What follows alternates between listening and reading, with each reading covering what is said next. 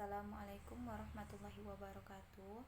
Selamat sore teman-teman. Perkenalkan nama saya Ning Intan Afianti dengan NIM C1C019069 dari kelas R11 Akuntansi Fakultas Ekonomi dan Bisnis Universitas Jambi.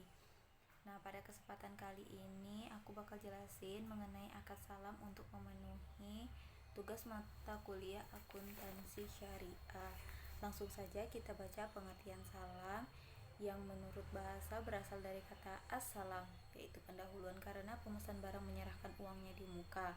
Sedangkan menurut terminologi, para fuqaha menamainya al-mahawi atau barang-barang mendesak karena ia sejenis jual beli yang dilakukan mendesak walaupun barang yang diperjualbelikan tidak ada di tempat. Dilihat dari sisi pembeli, ia sangat membutuhkan barang tersebut di kemudian hari, sementara si penjual sangat membutuhkan uang tersebut.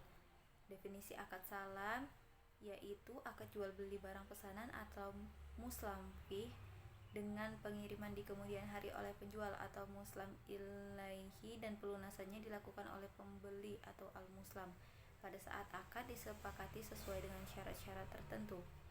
Karakteristik akad salam. Nah, dalam akad salam sendiri, harga barang pesanan yang sudah disepakati tidak dapat berubah selama jangka waktu akad. Apabila barang yang dikirim tidak sesuai dengan ketentuan yang telah disepakati sebelumnya, maka pembeli boleh melakukan khiyar, yaitu memilih apakah transaksi dilanjutkan atau dibatalkan. Jenis salam. Yang pertama itu salam paralel, artinya melaksanakan dua transaksi baik salam yaitu antara pemesan dan penjual dan antara penjual dengan pemasok atau supplier atau pihak ketiga lainnya secara simultan. Beberapa ulama kontemporer melarang transaksi salam paralel, terutama jika perdagangan dan transaksi semacam itu dilakukan secara terus-menerus. Hal demikian dapat menjurus kepada riba. Paralel salam dibolehkan asalkan eksekusi kontrak salam kedua tidak tergantung pada eksekusi kontrak yang pertama.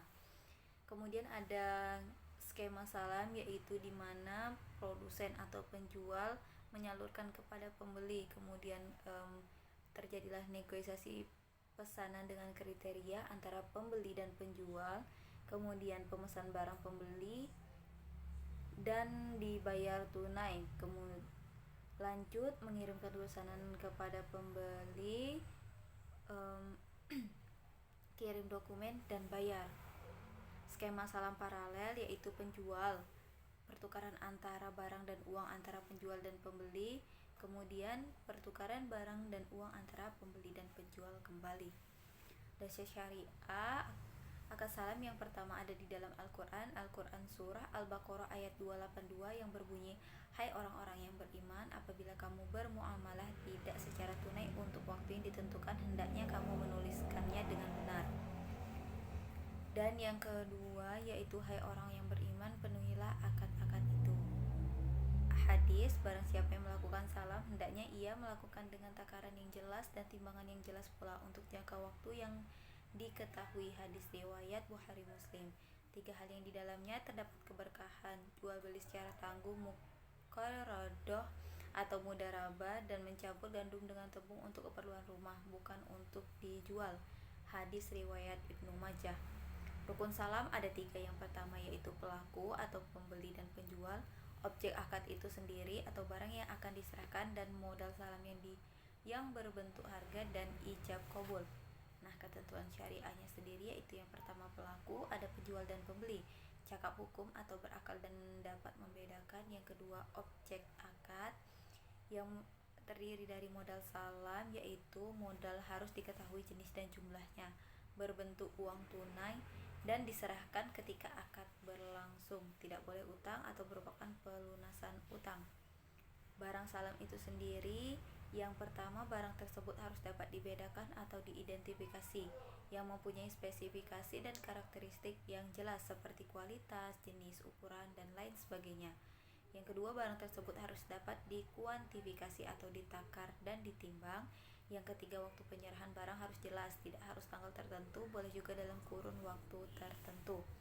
Hal yang membatalkan kontrak itu ada 3. Yang pertama, barang yang dipesan tidak ada pada waktu yang ditentukan, barang yang dikirim cacat atau tidak sesuai dengan yang disepakati dalam akad, dan barang yang dikirim kualitasnya lebih rendah dan pembeli membatalkan. itulah tadi penjelasan aku mengenai akad salam. Apabila ada kata-kata yang salah, aku mohon maaf.